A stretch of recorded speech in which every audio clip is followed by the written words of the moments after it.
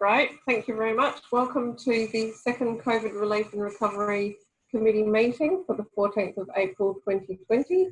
I declare the meeting open at 5:03 and start by acknowledging that we meet on the lands of the Whadjuk people of the Noongar Nation and pay respects to elders past, present and emerging.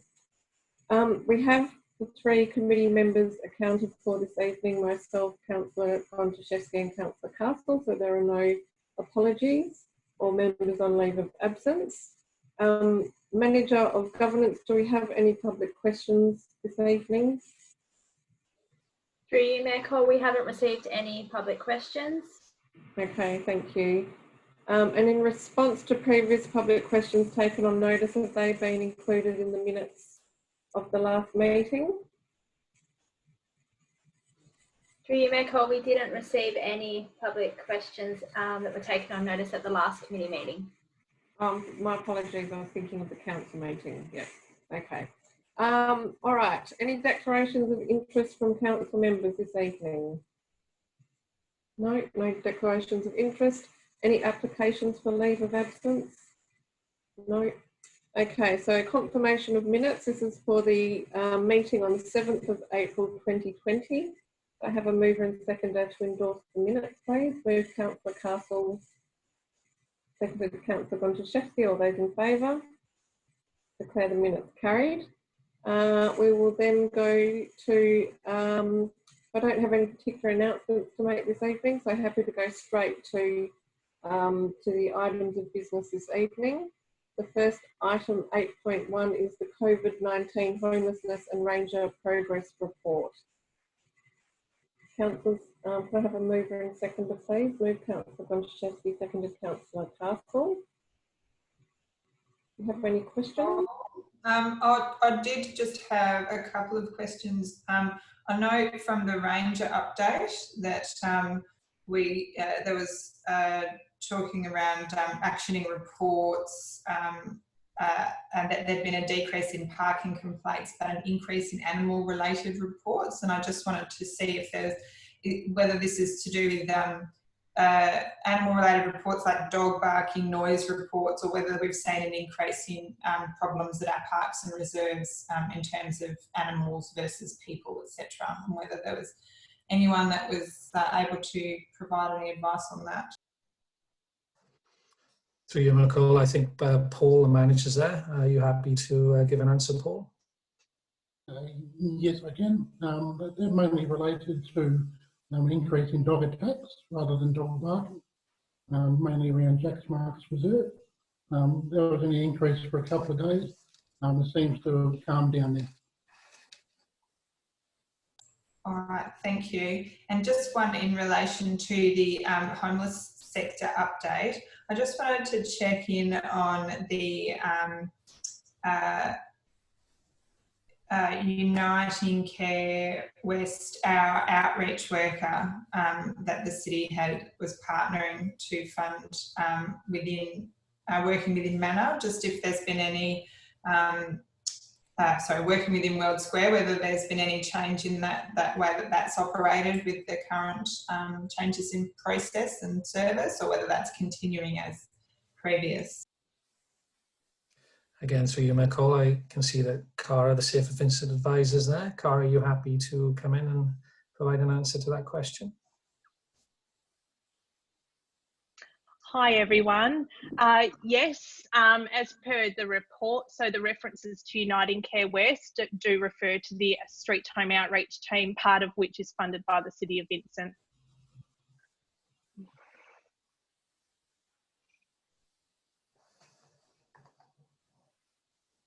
Councillor Gontaszewski, did you have further questions? No, Councillor Castle. Through you, Mayor Cole, just a quick question in relation to the rough sleeper count that was done on the 17th of March. I'm just wondering, is that something that we would do regularly, and do we have other data that we can compare that to? Is 35 rough sleepers, is that an increase or a decrease, or do we not really know that? It's Cara here. Yes, so that was the first exercise that was undertaken by the City of Perth and a number of other local governments, up to about 10, I believe, using the City of Sydney methodology. That was the first count that we did pre-COVID, but it's been quite timely in being able to provide that information to the response agencies. It was planned that we would look at doing that every 6 months, so a winter and a summer count, to guide us in those activities. And so is there any plan now, given the change in circumstances, to do that more often?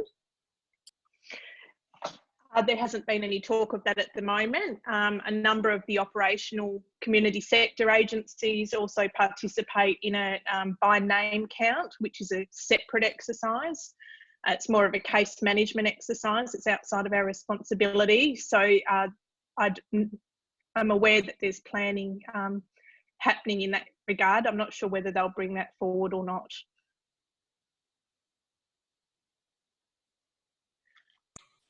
Councillor Castle, do you have any further questions? Okay, thank you. Also, Cara, while you're there, I note that Manor Inc. are operating with physical distancing measures in place, but has there been, in terms of the actual 100 people coming into the park for the 30-minute meal service, is there any concerns with police about the volume of people coming in for the meal service, noting that it is an essential service, but is there any contemplation of whether that is still considered a risky gathering of vulnerable people, and whether there might need to be alternate ways of looking at dispersing that service more, or doing something to prevent 100 people coming in 1.5 hour period into the park? The current government directions do have, as I've mentioned, they don't cover homeless services, so we still are able to do that. I haven't had any negative feedback from police in regards to the meal service. And Manor are actually reporting that they've seen less antisocial behaviour at the meal service, because other people are starting to understand they need to do the right thing to maintain that service at the moment. We monitor, we keep the conversation up, but certainly when I spoke to police last week, they didn't have any concerns about that. I speak regularly to a number of businesses and other people in the area about various issues, and certainly there were no particular concerns raised about the crowd. Manor are encouraging people to disperse once they've received their takeaway meal. So we haven't had any further issues reported in that regard. Thank you, Cara. I was not so much concerned about antisocial behaviour, but about bringing people who would have potentially be vulnerable in terms of health issues to a gathering of people, noting that there is an exemption, but that is quite a large number of people. Whether that just needs to be monitored just for the safety of the people attending the meal service. Yes, certainly. That's something I can follow up with.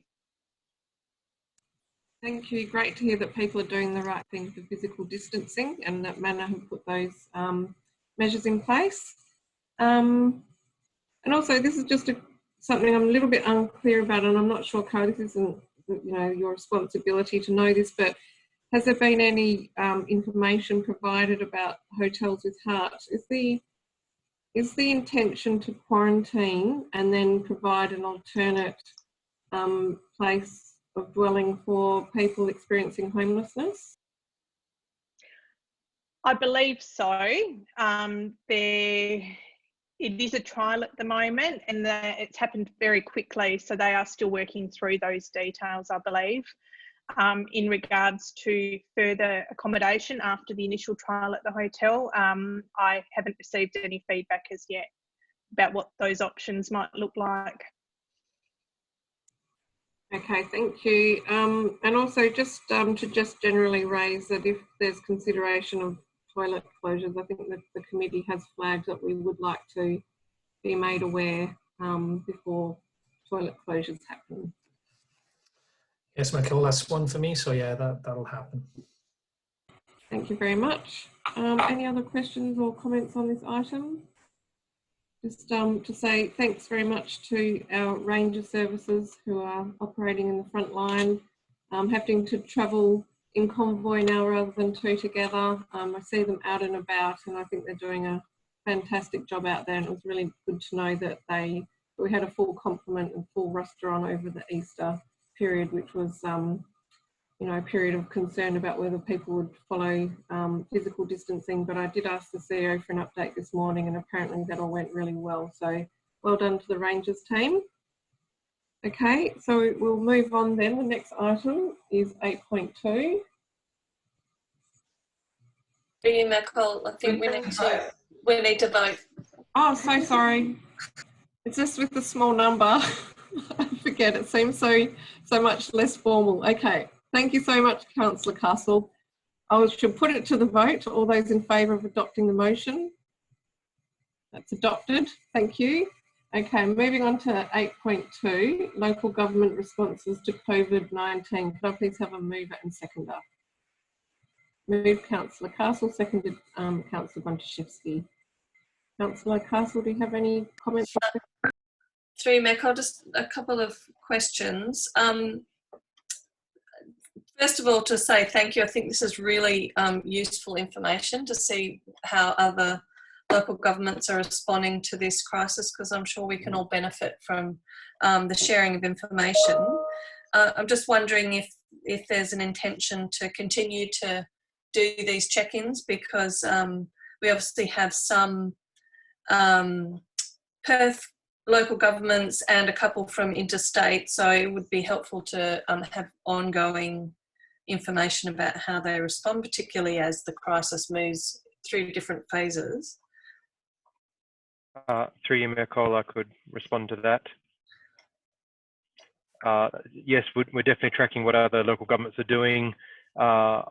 Within WA, I think the initial response, there was quite a bit of confusion about how local governments were going to respond, but there has been a high degree of convergence over the last week and a half on their key measures, and with some very strong encouragement from the state government as well. But I did ask the team to keep an eye on what local governments are doing around the world and in Australia as well, to try to best respond in a timely and effective manner, particularly around community initiatives or small business initiatives as well. So we'll keep monitoring that, keep an eye on things which may benefit the committee to learn from, and WAG has also been very effective over the last few weeks in providing some consolidated responses on key local government measures across the state. Thank you. And I just had a question in the first table where we've got some comparisons with other WA local government. The last line is a total estimated value. Can you tell me what that actually represents? Through you, Nicole, that is our understanding of what the headline announcement has been in terms of total new budget support measures. The City of Perth measure is high because of the large parking measures that they've announced. The $2 million of City of Vincent would include a high-level summary of the $1 million of relief funds that's been announced through Leederville Gardens Trust Fund, the $500,000 support package for arts relief, and some of the other immediate relief measures relating to fees and charges that the committee looked at 2 meetings ago, or council looked at 2 meetings ago, and what we're tracking from other local governments as they announce their support measures are the new budget spending initiatives or foregone revenue initiatives. Okay, and just lastly, in the final table that has all WA local governments, there's reference to a implementing a buy local policy that we have not ticked, and I'm just wondering if we can get, not necessarily right now, but get some information about what that involves and if that's essentially any different to our initiatives to support and encourage the community to support our local businesses, or if it's something a bit more formal than that? Thanks. Through you, Mayor Cole. Yes, the council does have its a procurement policy with some strong language encouraging purchasing from local small businesses. I can circulate what's current. WALGA has updated their template that it provides local governments on buy local initiatives. I don't think we're too far off the mark, but I'll provide that advice to council and we can just clarify that. Councillor Castle, do you have any further questions? Councillor Gonchevsky, do you have any questions or comments? No, my question was just in relation to the buy local policy as well. And I guess I can appreciate that WALGA might be developing a template, but again, I think what Councillor Castle may be referring to is actually to not necessarily now, but to actually get an indication of what these might look like as they're tailored to other local governments, and whether they are being incorporated into existing procurement policies or whether they're being implemented as a separate piece of policy in response to COVID. So I guess I'd appreciate that advice. It just seemed like there was a lot of councils that seem to be doing it, and so I'm sure that the response will vary in some ways, and it would be useful to get an understanding of the gamut of those sort of responses. So that would be great. Through you, Mayor Cole, I think what prompted that question from WALGA is that the state government did announce some changes to procurement requirements during a public health emergency, and that enabled it. So that means some local governments can go faster and go to market for large scale tenders, for instance. But I'll come back to you on the specifics of the buy local provisions within that. Councillor Gonchevsky, anything further on this item? I just wanted to understand the automated pedestrian light phase. Is that really only of value if you're in a big city area? I can see that has been done in Bassendean, which wouldn't classify as a big city. What's the benefit of moving to automated pedestrian light phase as a measure? Through you, Nicole, I guess it's to prioritise pedestrians who will now be walking in areas because the vehicle numbers are down. My understanding was that it was main roads that did most of that, or at least control those lights. But if I can take that question on notice and provide some information just to clarify, that would be good. Would that just mean that instead of a pedestrian pressing the button, that it would just automatically be on a timed? Okay, yes. So Leaderville might be the place that we would need to consider that. It might not be something that you need at all pedestrian crossings, but is that something we'd need to look at for our major crossings in town centres? Yes, Michael. I think we'll do a bit of research on it and just find out what other local governments have done and bring it back to the committee. Yeah, because Beaufort and Walcott could potentially be another one. The other question I had is whether it's worth considering, subject to car parking occupancy and capacity to afford, whether we could potentially look at all-day parking fees, whether we take a look at that. I know City of Perth has gone to $10 for all-day parking, and given that people are relying more on car parking and less on public transport because of surface transmission concerns, should we potentially just look at whether that would be an initiative that would be practical and affordable and useful if our occupancy in car parks is generally much lower than what it normally is? Yes, Michael, we are definitely looking at those options, so to bring them to you as part of the budget process, so you can consider, those options. Our income is down about 90%, so it's a huge drop in income. So we just want to make sure that it fits with the budget parameters before we recommend anything. Thank you, Director. Are there any further questions or comments on this item? No. Okay, I'll put it. All those in favour? Declare it carried.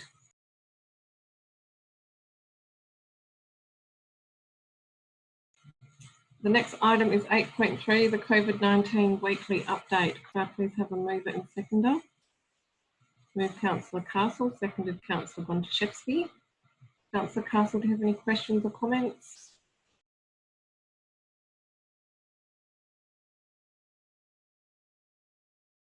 Sorry, I'm just going through my notes. I don't think I did. I have written a note about the buy local policy, but that really just relates to how item 211 correlates with the what we just discussed in the previous item. So it was really just a question of whether that is something different. So it's not really a new question. Other than that, I'm happy. Councillor Gontaszewski.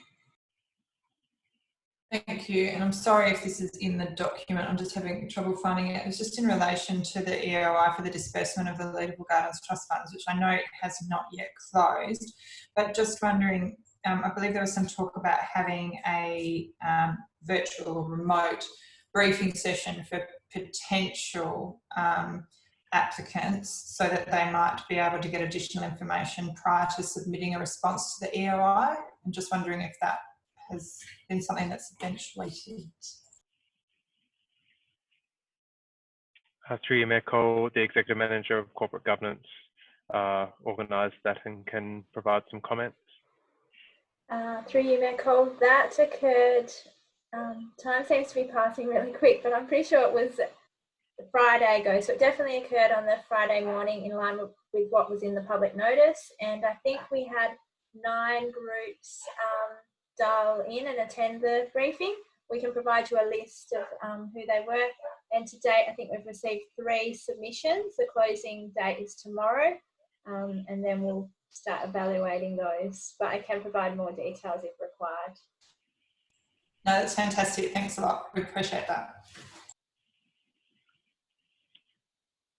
I just wanted to comment that the 1.5 metre stenciling on the pavement at Hyde Park seemed to be very well received, and I think people felt that was a comforting message to have at a busy park, and worked well over the Easter weekend. I just wanted to ask whether there was any thoughts to expand that to other parks where there's quite a bit of traffic along pathways. To you, Mayor Cole, we're just reviewing our data from the weekend to look at the amount of pedestrian traffic that has been in other parks around the city, so we can review that data and provide a response for our update for the next meeting. Thank you very much, Manager. I think one of the pathways that would probably be definitely worthwhile looking at would be the Discerni pathway by Banks Reserve. A lot of cycling, running, walking, dog walking, all happening simultaneously along there. Thank you. And I also just wanted to say it was really fantastic to see the Beatty Park fitness classes go online this week. So moving from a sort of list of exercises to do to actually having fitness instructors, which has been really positive. And I think the communications plan would be good to see a bit more information coming around the various different ways that we're using to communicate. The manager of marketing did say to me today that she's trying to bring forward online web chat as another option for communication with the city. So I think that's would be good to really get an idea that we can actually then put all of the different ways to communicate with the city and then do some communication about our communication so that we can actually say to people there are various different ways to contact us during this, because I think with the building being closed, there's been a couple of comments about us being shut down, and I think we need to really, I know that that's just a perception, but I think that it is important that we really demonstrate that there are lots of different ways that you can contact the city during this time that suit people with various access to different types of devices or no devices.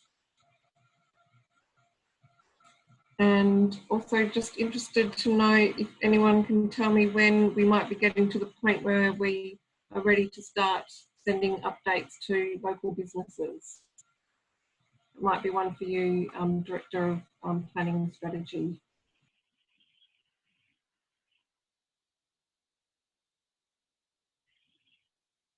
Trying to press the space bar. Trying the trick. Yeah, we're working on that today actually, so I'll finish that conversation and get everyone's input from the place manager's input and provide an update on that to council members later in the week. Thank you, Director. That was all from me. Were there any other questions or comments? Okay, I'll put the item. All those in favour? Declare it carried. So that takes us to item 8.4, which is the COVID-19 Vulnerable Residents and Community Support Initiatives. I have a mover and seconder, please. Move Councillor Gontaszewski, seconded Councillor Castle.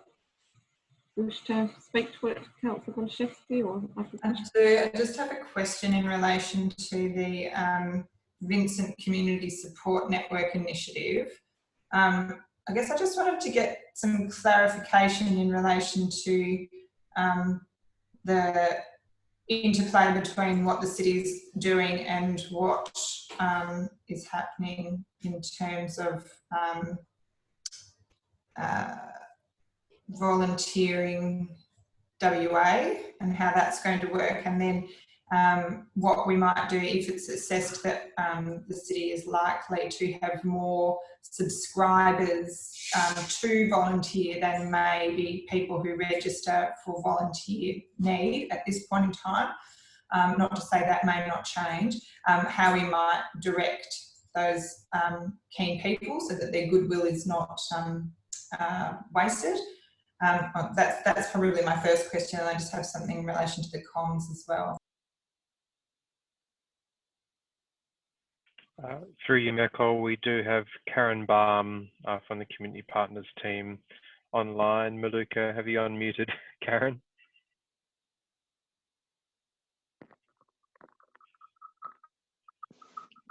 Through you, Nicole. Sorry.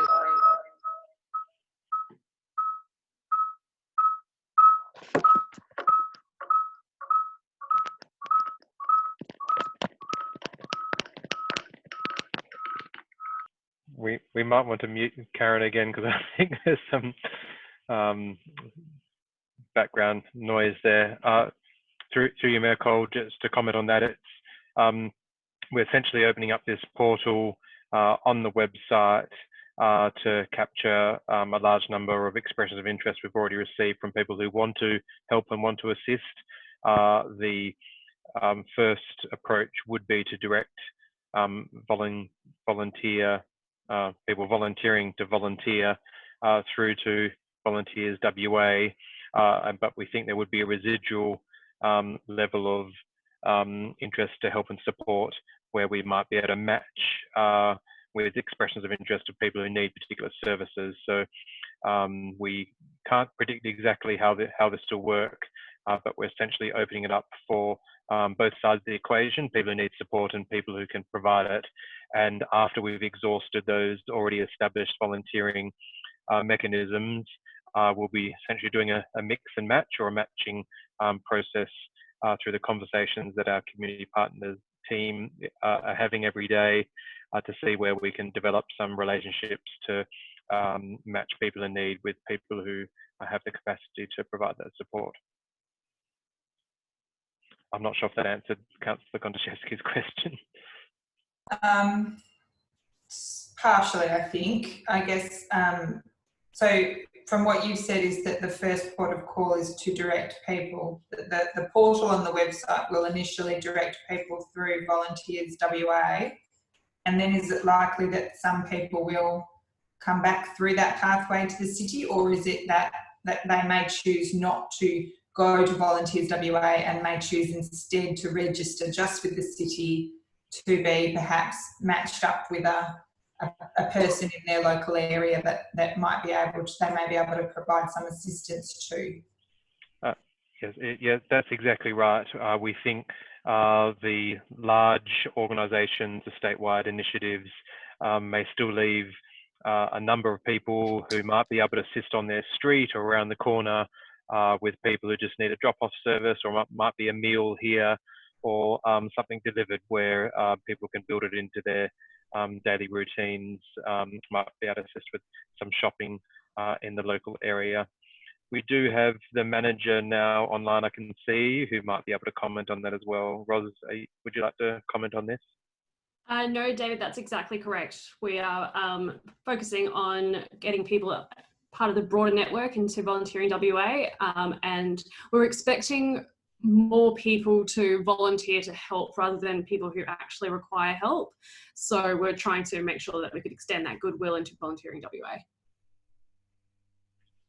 And through you, Mayor Cole, that the last comment on that would be also until we've assessed and seen some of the proposals that have come from charities operating in the city of Vincent around some initiatives, some leadable trust, we might, we're hoping and we could expect that there might be some new initiatives, some new projects which could benefit from volunteers from the community, or also some use of some city staff and resourcing to deliver these initiatives.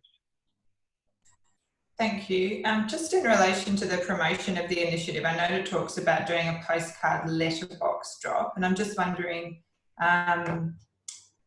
if what level of coverage we're thinking of doing the postcards to, and the cost associated with doing that. And just a question in terms of, like, if we're doing a postcard drop, are we only doing postcard drops to people who we don't, or to residences where we don't have a direct email contact, or are we layering comms upon, you know, different sorts of communications on top of each other?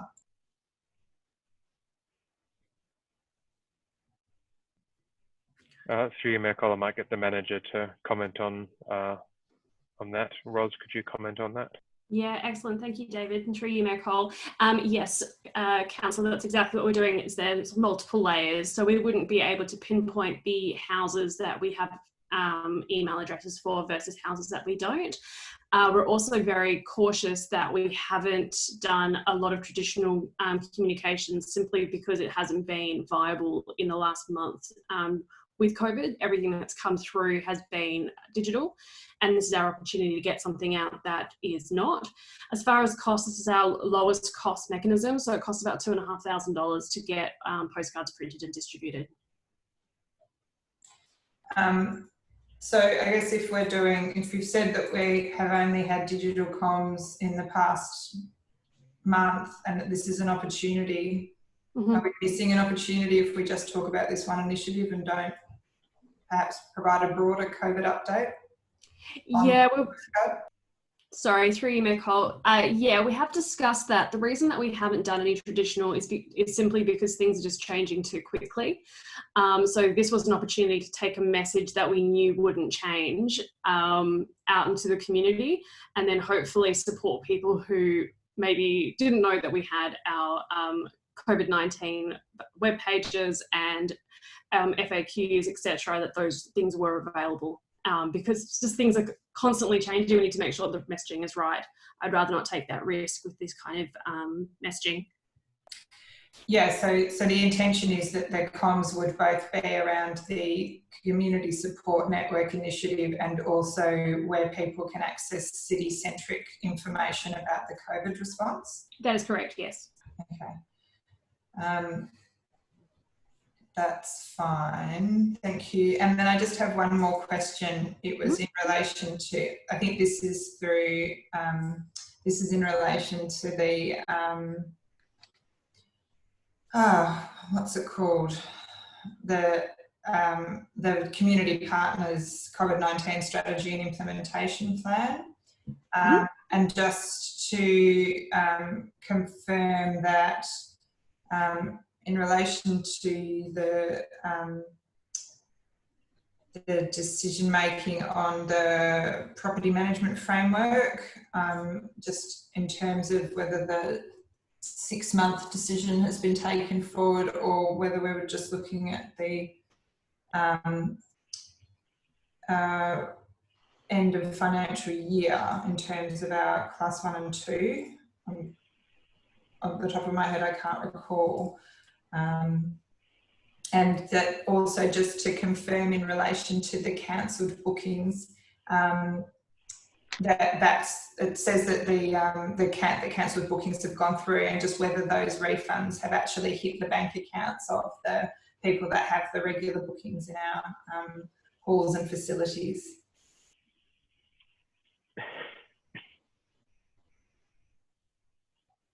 Through you, Mayor Cole, I'm going to try this again if I can.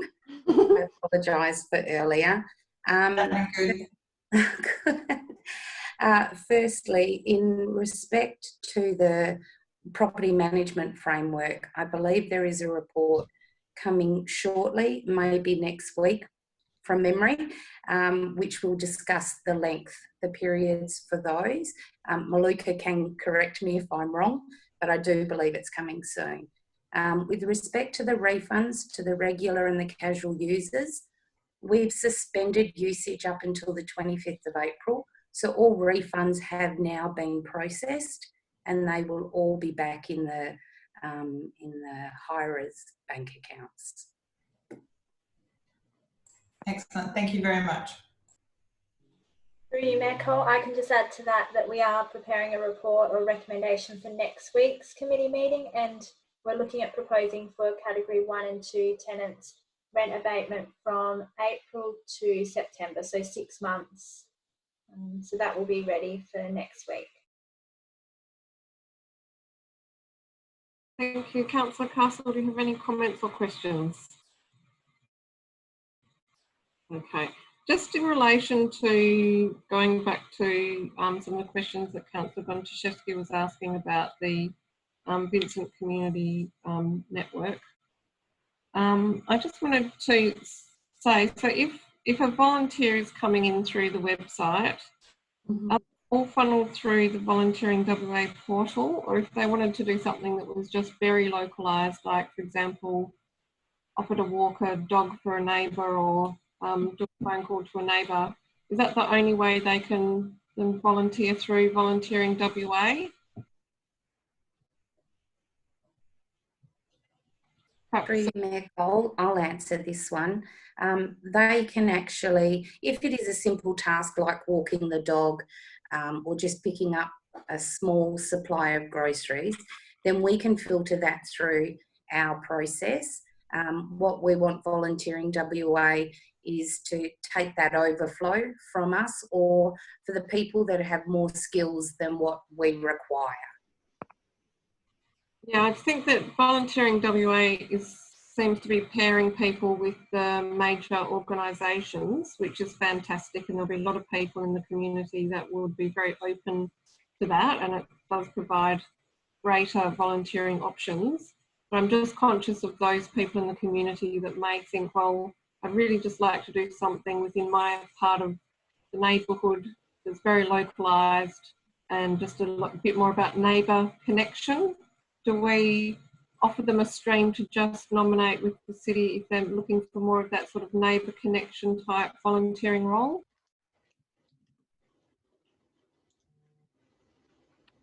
Through you, Mayor Cole, I can take that on notice and investigate it a little bit further. We are wanting to provide that opportunity to our local residents to actually help their neighbours. So we will definitely investigate and come back.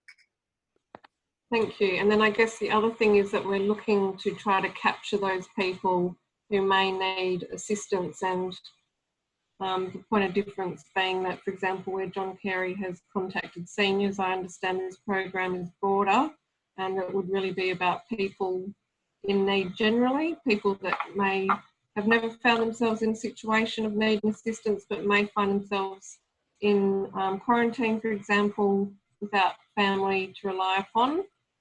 And it was interesting when you looked at the statistics that Welga sent through that we have 31% lone households, which is higher than the metropolitan average. So is this really about having an opportunity for people who may become ill or be forced into quarantine and not normally require a support network to be able to register and seek help from someone in the community?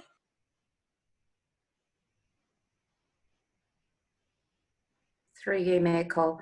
Absolutely agree. The community partners are also looking at a funding stream to assist vulnerable people as well and seniors, and that is for these short-term periods to do exactly what you just mentioned there. Okay, so we're seeking volunteers, we're also seeking people who at some point may not necessarily be seen as vulnerable, but may become vulnerable due to circumstances of sickness, etc. Through you, Mayor Cole, yes, that's correct. Okay, thank you. I think that was all I had in terms of questions. Councillor Gonchevsky.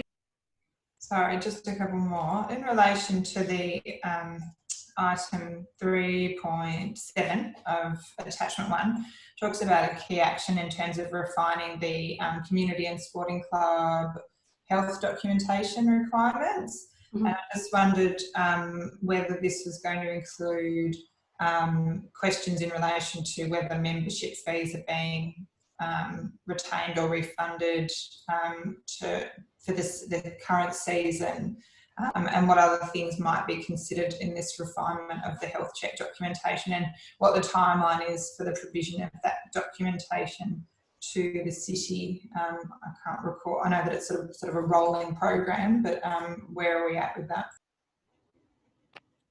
Through you, Mayor Cole. Yes, we have already sent out the health check documentation with the plan to bring it back to full council, as we did last year. What we are wanting to do is to add in additional questions which address exactly what you have said, to try and highlight their financial and their sustainability, and to focus on that a bit more. We're currently in the process of drafting that document. So once we finalise that, I'll be in a better position to provide more information about what will actually be included in the health check. Right, and also in terms of the payments for sports ground usage for sporting clubs to be pro rata in accordance with their usage over a 26-week period, I'm just trying to think, so is that in relation to this financial year, or is that something again that would be coming to council, because it would be essentially a fee waiver, I presume, or would we actually looking at changing the bookings so that the sports ground could be utilised by another organisation that was able to function with the current social distancing requirements in place? Just trying to get a bit more info on that one. Through you, Mayor Cole. We actually charge for summer and winter seasonal usage. So with these fees and charges, all we've done is reduced that 26-week period up until the 25th of April at this point. So it's not waiving the fees, it's not changing the fees, it's just apportioning their actual usage against what would have been a 26-week period back to maybe a 20-week period. Okay, and so the intention is that that might be the approach that's then taken into the next season as well? Through you, Mayor Cole, yes, that's correct. Thanks, that's all from me. Thank you, Councillor Gonchevsky. Any further comments or questions on this one? Okay, thank you very much for coming in there, Karen and Roz. Really appreciate that. I'm going to put the item. All those in favour? I declare it carried. Thank you very much. So the next item is general business. Is there any general business to raise this evening? Right. So next meeting, same place, same time, 5 p.m. on Tuesdays. We will be here live streaming. So we look forward to seeing you again then. And I will declare the meeting